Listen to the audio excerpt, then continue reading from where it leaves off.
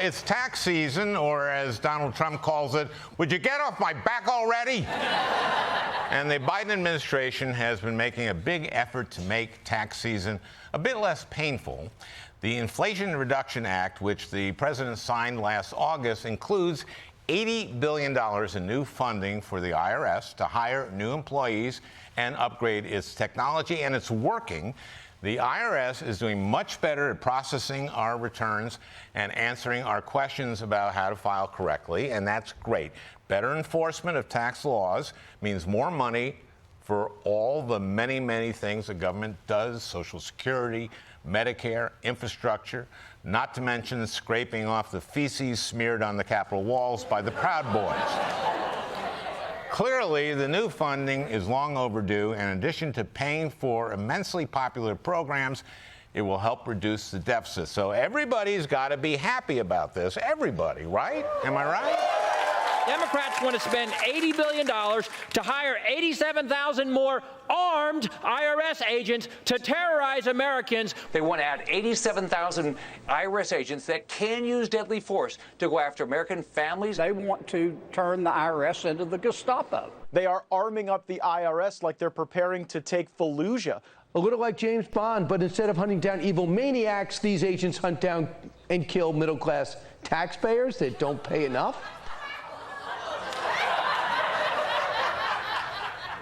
What on earth are these people talking about? If you forget to carry the one while you're calculating your return, will the IRS actually come to your home, break down the door, and gun down your entire family? In a word, no. In 6 words, of course not, you Republican idiots.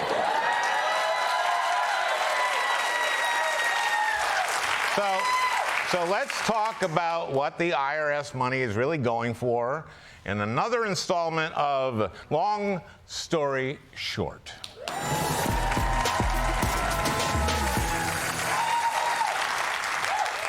The administration is trying to fix a whole host of problems that began back in 2011 after Republicans in Congress started cutting the IRS budget. Since then, the IRS's audit rate has dropped almost 60%, and the number of IRS agents, the same number we had in 1954, when the country's population was half the size it is today.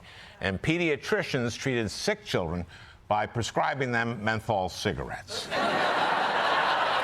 And the combination of understaffing and Stone Age technology has resulted in a very weird situation. You are more likely to be audited in the United States if you make $20,000 a year than if you make $500,000 a year. The less money you have, the easier it is for the IRS to come after you. This is because the IRS doesn't have enough money to hire the highly trained investigators needed to go head-to-head with the wealthy. Ultimately, it's easier for them to audit lower-income people because it's cheap, can be done by mail, and doesn't take a lot of time. Can you believe that? The IRS is so understaffed that they audit poor people more than the wealthy because they just don't have the experts to handle the most complex returns. They're going after poor people because it's easier. It's like a comic who only does your mama jokes. Sure, it's easy, but at what cost to my mama? Her life...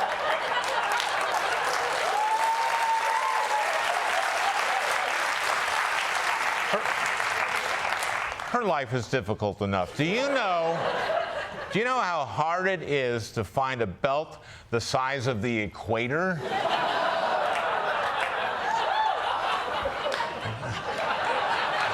So how much money in lost taxes are we talking about here? According to the former head of the IRS, it could be as much as $1 trillion a year. To put that in perspective, if you stacked a trillion $1 bills on top of each other, it'd blow away.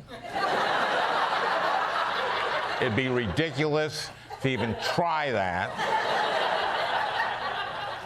The solution is pretty simple, and it's a bargain. Comparatively comparatively speaking, just adequately fund the IRS so it can improve its enforcement capabilities and collect that extra $1 trillion. Now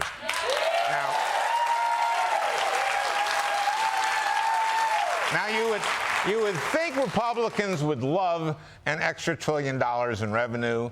They're the ones who are always complaining that America is spending money that we don't have. Politicians in Washington cannot stop spending money that we don't have.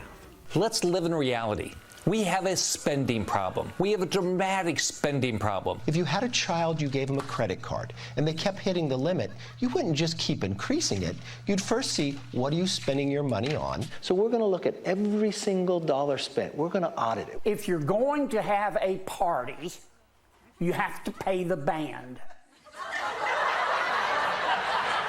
Come on, Senator, you don't have to have a band at a party. Just hire your nephew's roommate to be a DJ.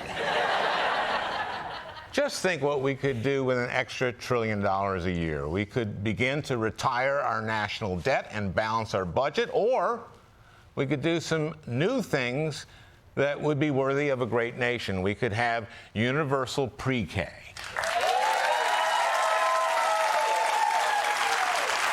Or subsidized child care like they do everywhere else.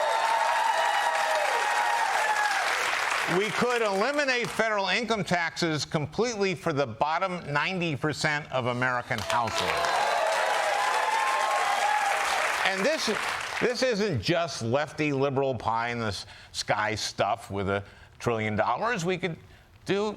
We could fund an entirely new Iraq war. And why are we the only developed country that doesn't have universal health care?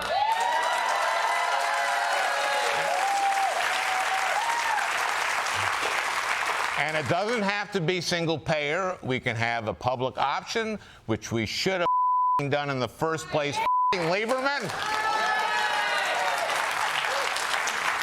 The point is, polling shows that 93% of Americans believe it's every American's civic duty to pay their taxes, and I think you can guess who the other 7% are. So let's give the IRS the resources to make sure that everybody does what we all should do for the right of living in this great country, a nation we can make even better if we do the rational thing and collect the taxes that people actually owe.